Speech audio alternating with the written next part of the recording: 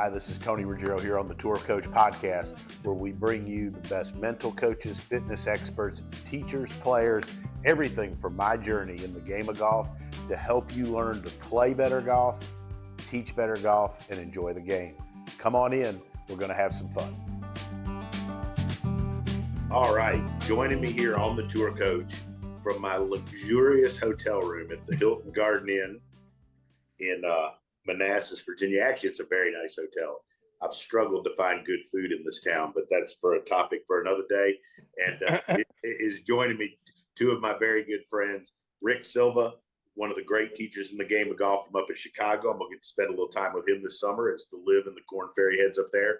And Matt Rudy, who obviously is a huge help to me.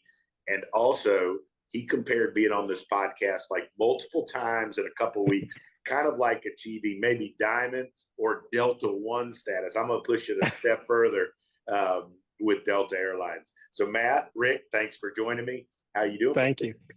It clearly means I get a seat with more legroom when I talk to you. So that's because you're at your house. So Rick, when you're talking about Delta status, you're talking about like Blackburn status? Yeah. Oh, nobody gets his status. No. I love it. Look, Rick, first of all, congratulations. I've gone through the process before with Matt, and it's a cool deal, but you've come out with a new book, just came out this week. I'm looking to read so I don't screw up the title, but The Golfer's Tools, A Practical Guide to Swing Science. It's your go-to to help navigate the complex world of the golf swing and golf science. I'm excited about this. I'm excited myself to read it because as we talked off the air, for lack of a better word, there's more shit out there than ever before. That's Alabama talk for complicated. There's more shit out there. There's so much stuff. I find more than ever when people come and take a lesson from me, a first golf lesson, and one of my things is talking like, well, hey, who have you worked with or what do you do? This, that, and the other. They talk about getting lost in rabbit holes with all the information out there. And to me, I haven't read it yet. I'll be upfront, but I'm looking forward to it. This is going to help those people. Yeah, I hope so. And that was part of, I got my butt kicked from Chicago to, Connecticut, more or less, from Rudy trying to get me to pin me down on like who's my audience, and I was he's good at that, by the way. He is. You mean the butt kicking part or the pinning you down about who the both? Yeah. I've had my ass kicked and I've been pinned down. And it was a bit of a challenge, and I hope that we challenged each other, but he definitely challenged me on this. It's like, who's your audience? And I wanted it to be very much, mentoring is such an important part of where I am in my career and my life, things of that nature, so I wanted this to be, the voice in the directed toward like, hey, if you're an experienced golf coach and or you think a lot about, golf science, cool, then hopefully I can provide something for you. If you're in the middle, I can definitely provide something for you. If you're a coach out there who's been teaching a lot of lessons and trying to, break through things of that nature, and you might be a little insecure that you don't know as much as you think you might know, this is 100% for you. But I also didn't want to alienate the impassioned everyday golfer, or heck, man, the tour player who's really interested in, how is the cake made, before it goes in the oven, kind of thing. And straddling those lines was very difficult. But Matt really helped me, push through that and come up with something that I think accomplished that. And that was not an easy task. And Matt, before you say, I think now the lines between the tour player getting lost on this phone and the recreational golfer, not that different. They're not that blurred. And I'm fortunate. I think we're in great. We might be in the coolest era ever for golf instruction, just because of the power of the devices in our pockets and the amount of information that's available and the democracy of that information. It used to be that you needed to luck out and be an assistant of some legendary pro and kind of learn, with boots on the ground. And obviously there's still a lot of value to having the right mentors, as Rick said. But the reality now is, if you have the right feelers out there for finding information, and you have the right filters in place, and you have the right attitude about finding things, it's all out there for you to find. But there's so much of it, and there's so much nuance to it, and the science is emerging and the technology is emerging. So what this really does, and I think what makes this a really cool book, is it serves very similarly in function to going and getting a lesson from a top teacher, which is curating all of the fire hose of information into the streams that mean something to you at a particular time. And I think what makes Rick's book stand out is it is the science for sure, but it's also a group of case studies where he takes you inside lessons that he gives different players with different issues, and lets you see those lessons from the perspective of the player and from the perspective of the coach.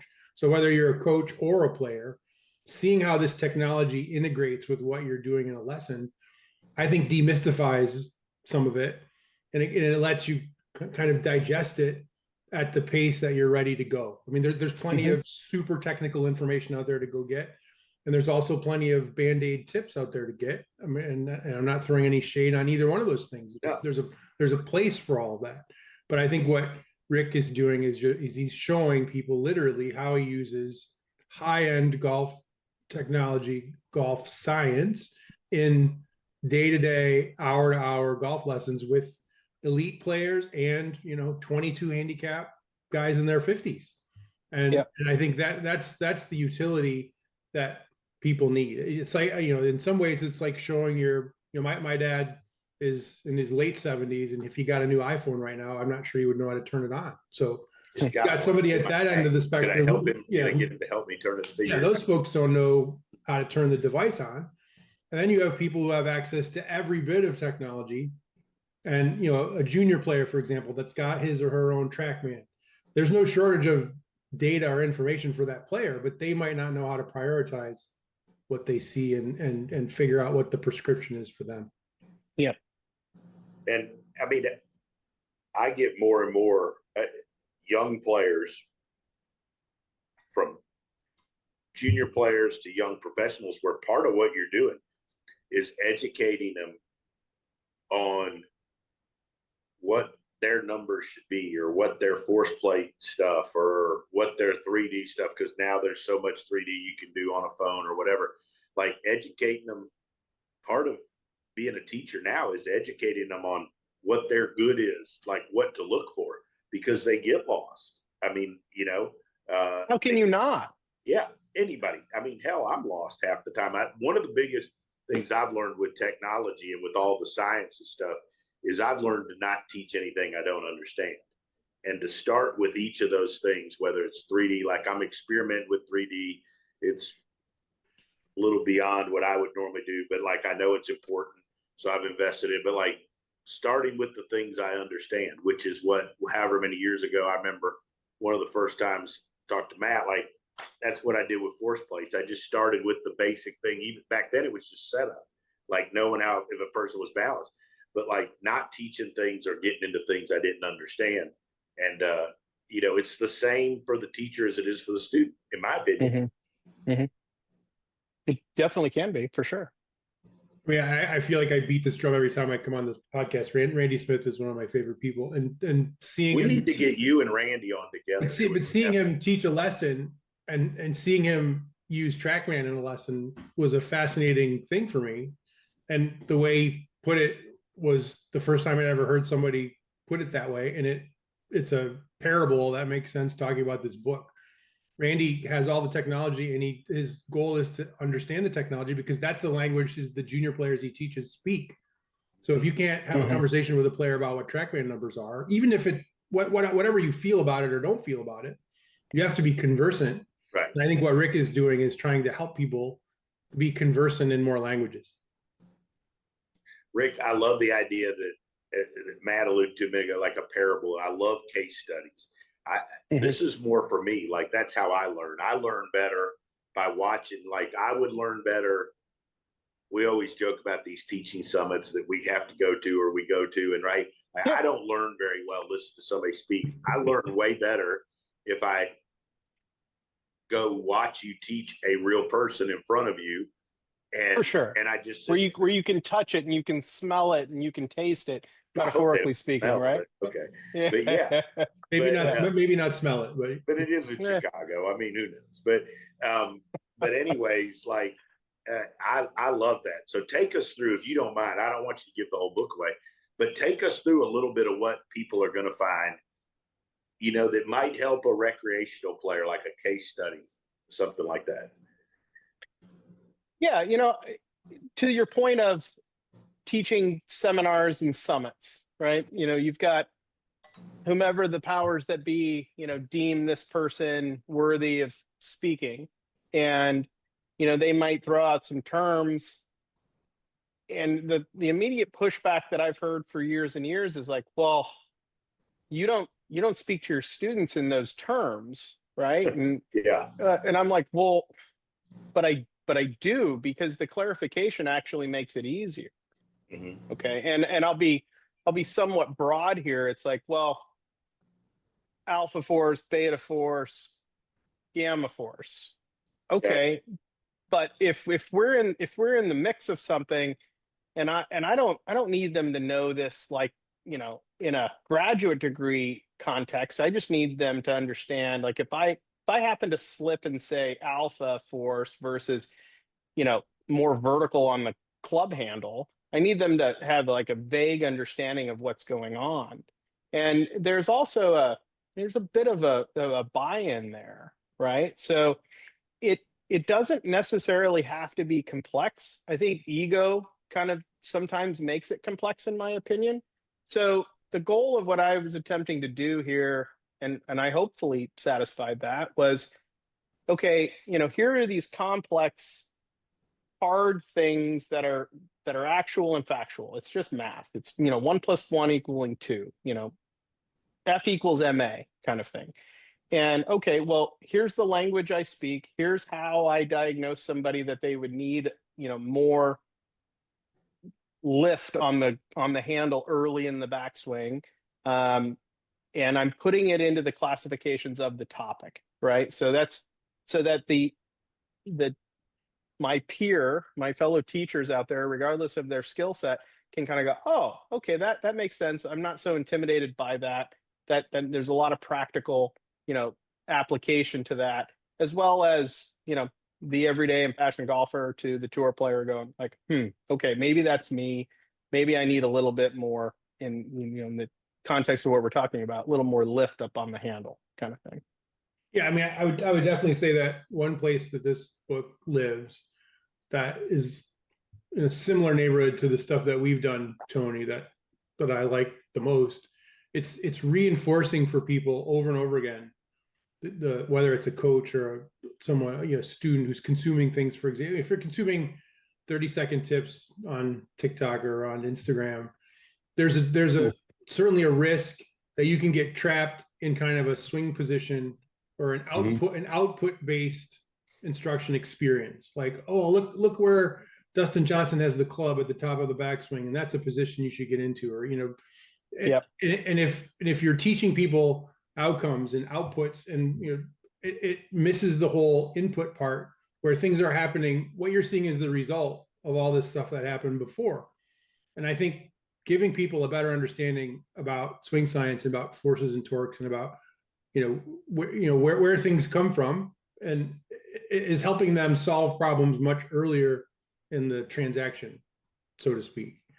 And my friend Mike Jacobs described it really well. He says, think about opening a door. If you have to walk over and turn a doorknob to open a door, you could describe to somebody how to do that, and you could take a picture of where they were, like where their hand was on the knob and when it turned. You could even take pictures of what the door looked like opening and closing. But just think about what would happen if the door's locked, right? You walk up and you put a tremendous amount of effort to turn the doorknob to open it. It doesn't turn. You get you put a lot of effort into it. It doesn't produce what you're after. So the amount you do it, when you do it, all these different kinds of things go into teaching people how to move the golf club around. And that entire force component and that input component sometimes gets lost or simplified or kind of smudged a bit as the tip moves from place to place across the internet. And everybody would love, obviously, a Band-Aid. Please just tell me how to change my grip. There's a place for that, and I get it. But I think what Rick does in these case studies is he says, once we figured out what the input needed to be, it tends to unsnarl a lot of the other issues or the roadblocks Very much that people get.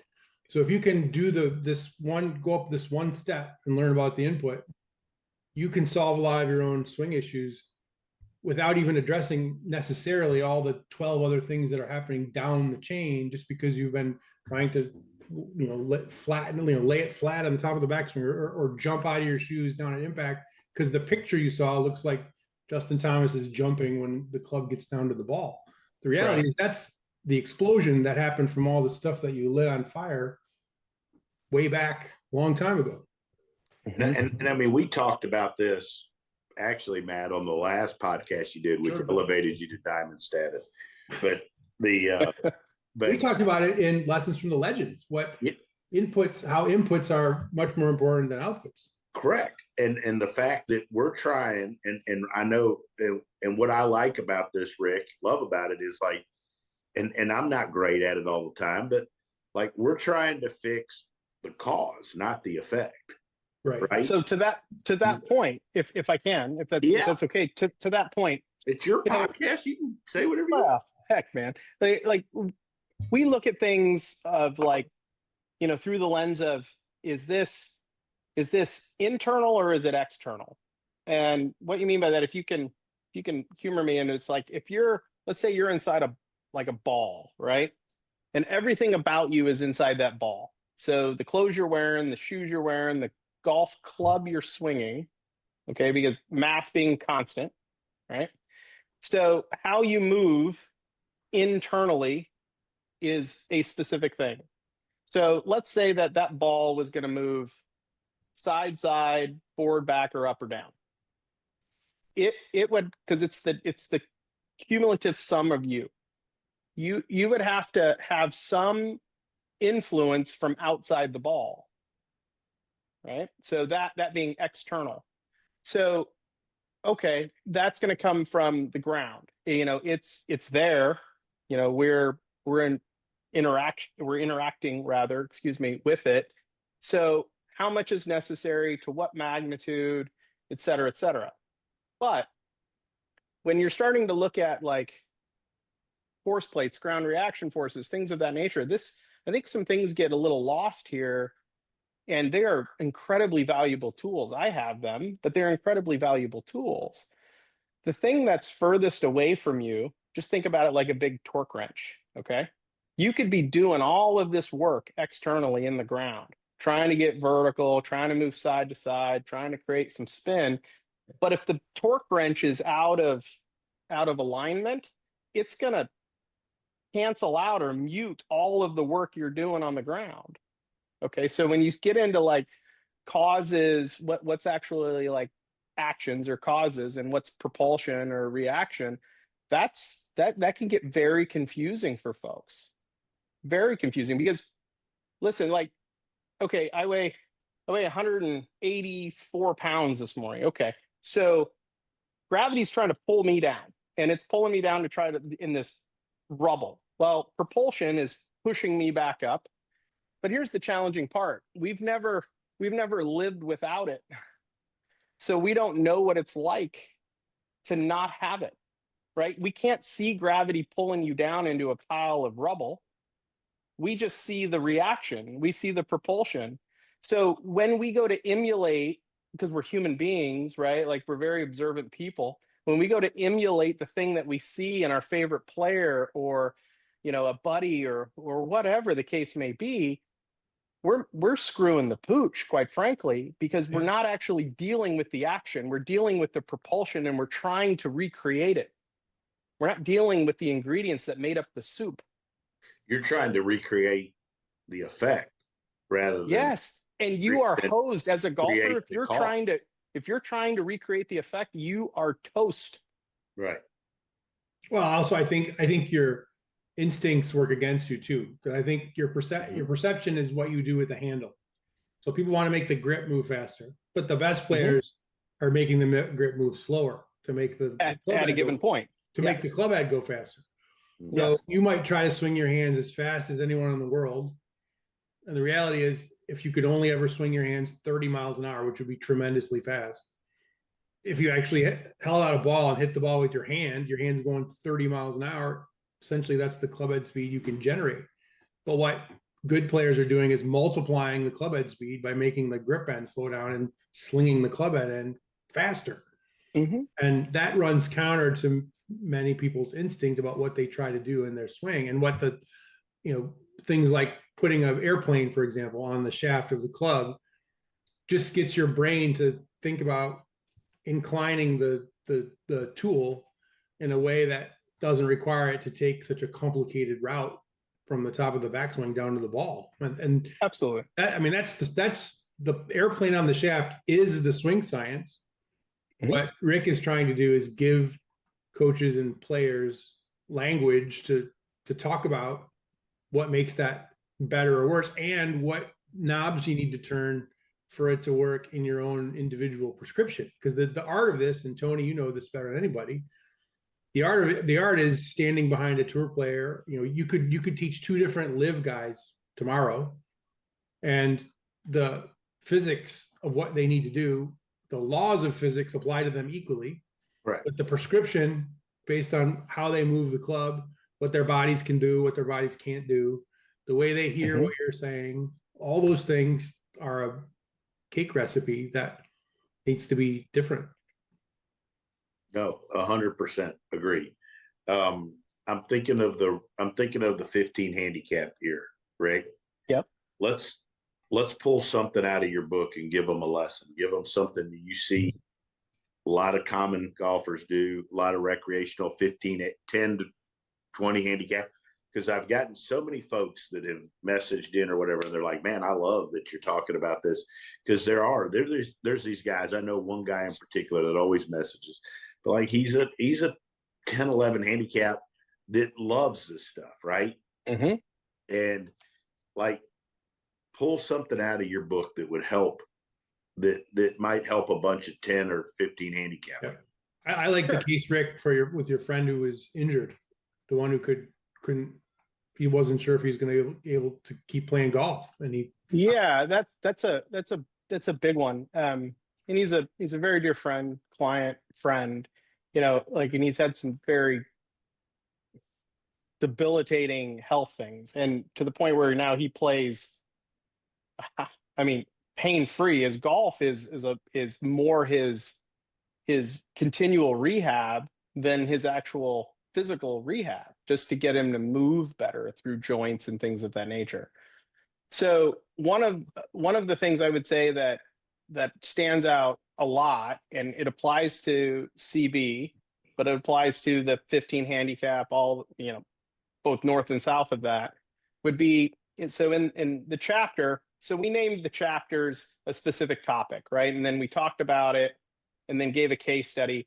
Well, I'm giving away a little bit here, but they all layer on top of each other, right? They do. So you have to be very specific, and that's part of this. But it would be in kinetic energy, right? Like, so how does somebody transfer energy at what point? How do they do it? Well, I would say that the 15 handicap in which you're speaking to, here's what we know. So from like address to club parallel going back, the point where like the club is the furthest it'll ever be from you. And there is different opinions to this. I'm just telling you what we know, what our research shows, etc. And I'm so blessed to even be involved with Mike Jacobs and Dr. Stephen Nesbitt that I have this stuff available to me. I mean, I don't want to sound sappy, but I am incredibly blessed to be a part of this, right? It has changed my life. It has changed my career. It has changed how I convey information. So I would say this. Here's what we know.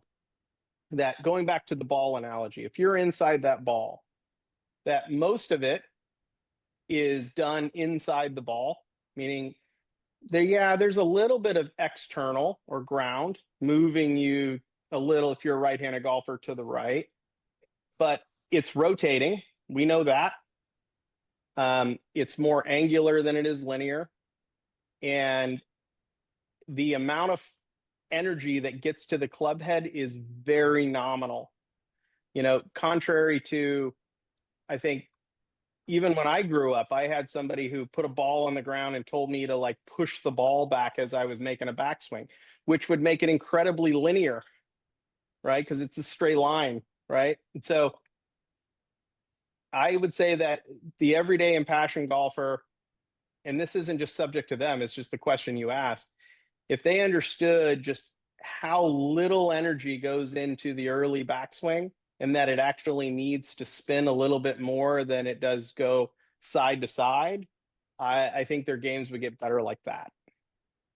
They'd be priming the engine with more energy. Without a doubt.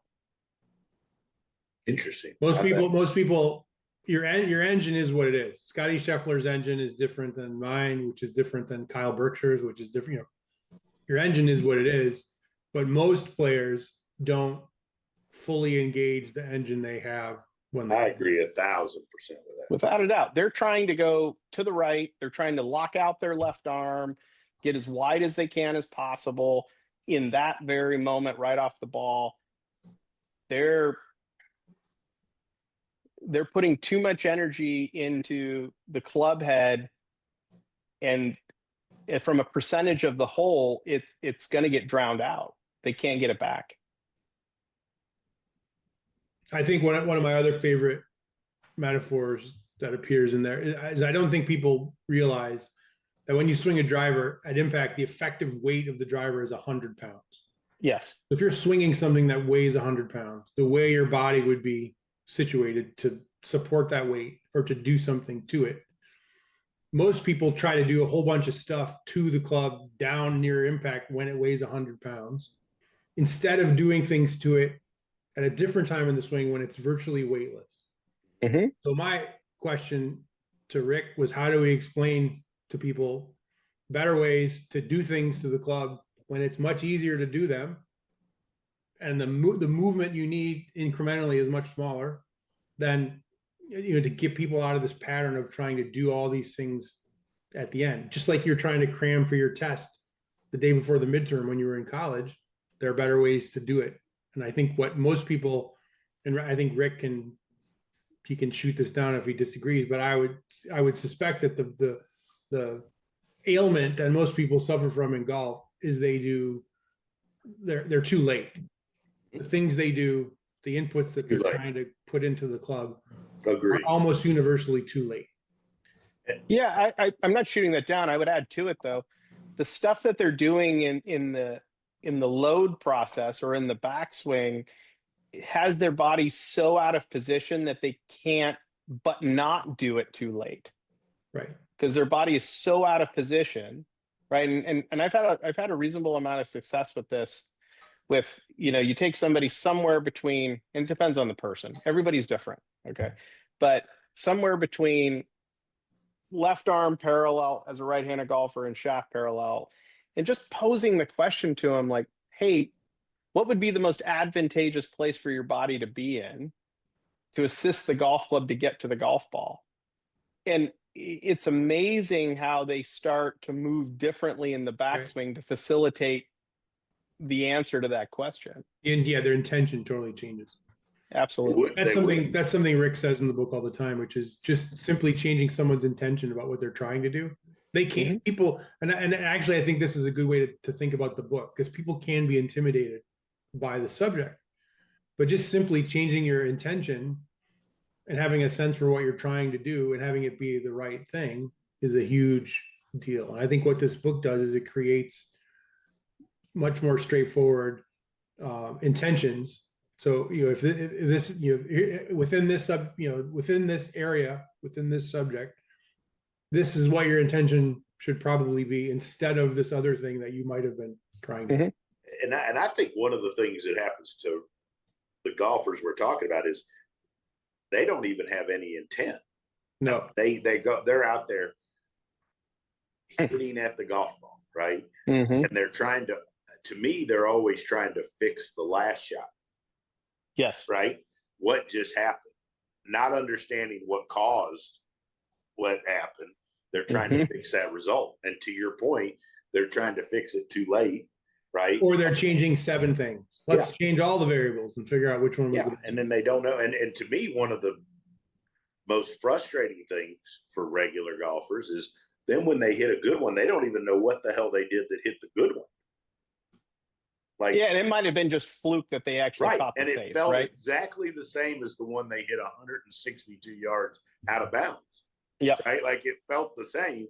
Everybody's like, great shot, but they're like in their head, they're like, shit, it felt the same as the one I just hit. That right. So, to me, that's the beauty of this. If you can help, I love the idea of intent. If somebody can go practice or work on their game and they have an intent and they know what they're working on. And to me, one of the big things with educating players is to help them understand the why they're trying to change something. Well, hell, then we got a chance at getting somebody better. Yeah, for sure. My favorite is we'll be working on something and somebody will clip 5, 6 balls really, really well. Right. And they'll go, hold on, I want to try something. I'm like, what the fuck are we trying here? This is like, I'm like, what?